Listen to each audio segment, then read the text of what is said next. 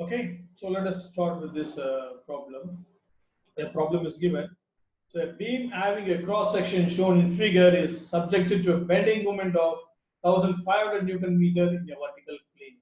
Calculate the maximum direct stress due to bending, stating the point at which it acts. Okay. So the problem, it is mentioned that the bending moment is acting in a vertical plane. So bending moment acting in a vertical plane is nothing but mx. So there is no information about my to blindly make it zero. Suppose if the bending moment is acting on a horizontal plane, means my is given, mx is 0. So now this is the expression. First, write down the expression sigma is an expression. That's the direct stress due to bending expression. Okay. So this is the T section. Unsymmetrical T section is given in the problem. So look at the expression. We have to calculate Ixx, Iyy, Ixy, which means that the moment of inertia about the centroidal x-axis and y-y axis. Centroidal. So the first duty is to calculate or locate a centroid for the given section. For the given section, we have to locate a centroid. So here let me substitute here my to be 0. The problem, it is given, I mean it is said indirectly that my is 0. Only mx is given. So substitute that, I mean my to be 0 here, you will get the expression. The final reduced expression is this one. Final reduced expression is this one. So now let us divide this T section, unsymmetrical T section, into rectangles, two rectangles, 1 and 2. I'm taking E as my reference to calculate the centroid. You can choose any point as your reference to calculate x bar and y bar. How will you calculate x bar, y bar? X bar is equal to a1 x1 plus a2 x2 divided by a1 plus a2. Y bar is equal to a1 y1 plus a2 y2 divided by a1 plus a2. Now, keeping that in mind, a1 is the area of the section 1, 120 into 8. a2 is the area of the section 2, 80 into 8. x1 is nothing but the horizontal distance from the reference point E to the individual section centroid. Okay, from E, because E is my reference point.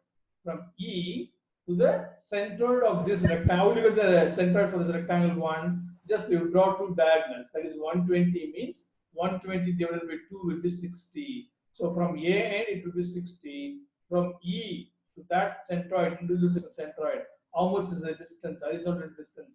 That is nothing but x1. Y1 is the vertical distance from the reference point E to the individual section centroid. So 80 by 2, I mean 8 divided by 2 is 4. 4 plus 8, 84.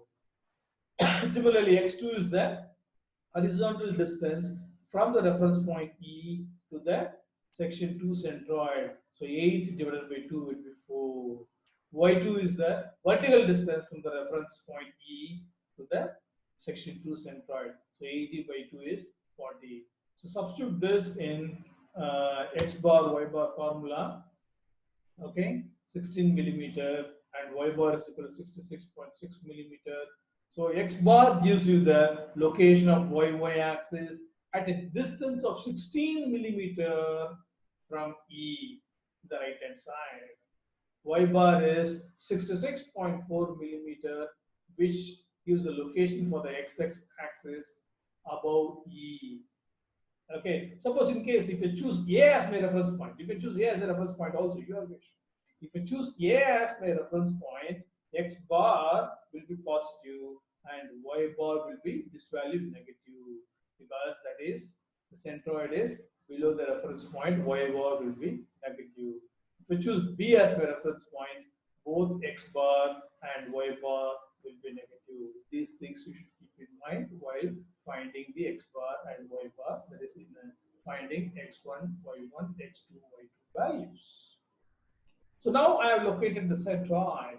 So this is the centroid for the given unsymmetrical T section, which is subjected to mx 1500 Newton meter. It is required to calculate the direct stress or the maximum direct stress due to bending. We have to identify at which point the maximum bending moment or the maximum direct stress occurs due to mx.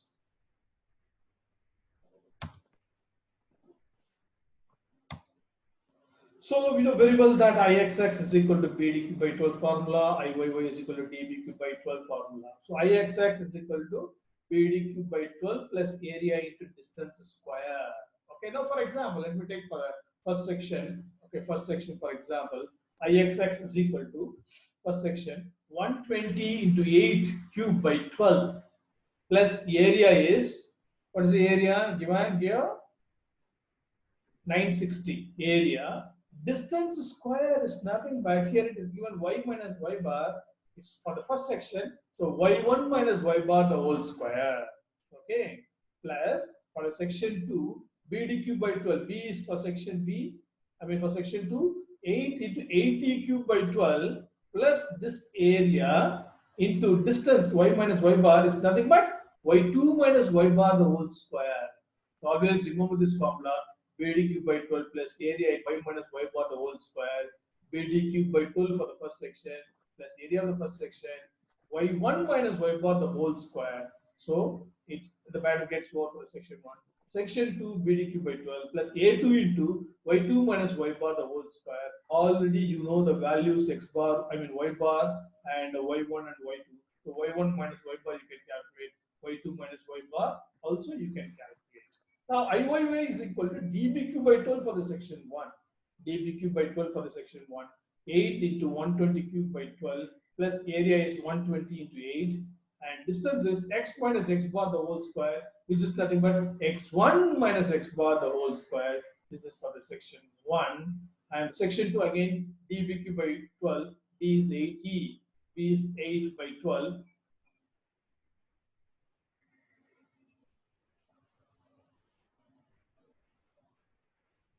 12. So x2 minus x bar the whole square. So when you just substitute all the values, you will get Iyy. You will get Iyy as 1.309 10 power 6 and Ixx as 1.08 10 power 6 mm power. What is this Ixx? A into x minus x bar into y minus y bar. A1 into x1 minus x bar into y1 minus y bar plus a2 into x2 minus x bar into y2 minus y bar. You will get this answer. So in all the cases, I am keeping as a common this power 10 power 6, 10 power 6, 10 power 6. And mx is equal to 1500 Newton meter. I am keeping this also in 10 power 6 in terms of converting this meter to millimeter. Why I am keeping this in 10 power 6? Numerator and denominator, if you have a common term, I can easily cancel each other. So 10 power 6 into 10 power 6, 10 power 6 square I will get. Here 10 power 6, 10 power 6. So both 10 power 6 squares will get cancelled. So blindly I can substitute mx here minus 1.5 into ixy is 0.337 into x plus mx again 1.5 into iyy is nothing but 1.309 into y divided by the corresponding values. Ixx is 1.089 into iyy is 1.309 minus ixy square is 0.337 square. So you get the final direct access due to bending expression in terms of x and y. Sigma z is equal to minus 0.385x plus 1.49y. So this is the bending stress expression in terms of x and y. If I substitute different values for x, I will get different values of bending stress. Now you see here, this is the bending stress expression. I have tabulated the points. You see points A, B, C, D, E, F. Write the points. And this x and y is nothing but the coordinates. Remember that this is your centroid. This is your first quadrant, second quadrant, third quadrant, fourth quadrant. So the first quadrant, both x and y are positive. B and C, you see B and C, B and C. So this is centroid. So from this, from y-axis to B, how much is the horizontal distance? That is the x. How much is the vertical distance? That is the number of y. Similarly for C, how much is the horizontal distance from y-axis? How much is the vertical distance for C? Similarly, if you come for A and D, x is negative, y is positive.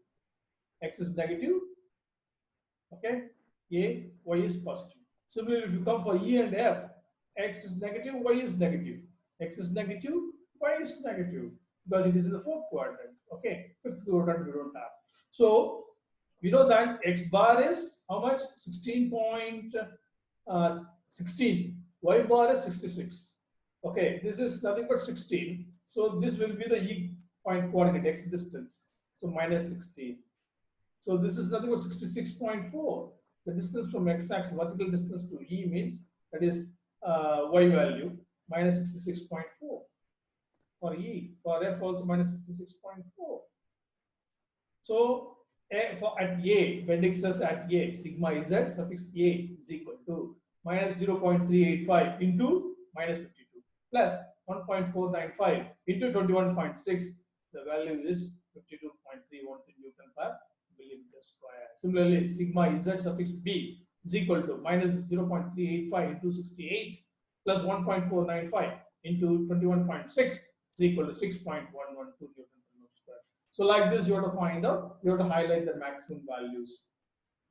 Okay, so this is the maximum value you're getting, which is nothing but a compression because the bending moment is acting about x-axis. So this will be subjected to the maximum value of bending when the nature of the bending moment is compression. At the top, A and B are subject to tension. So you can see here A and B are negative value, I mean the positive values. So positive indicates the nature of the bending stress or the direct stress due to bending is tensile in nature, and the negative indicates the nature of the direct stress due to bending is compression.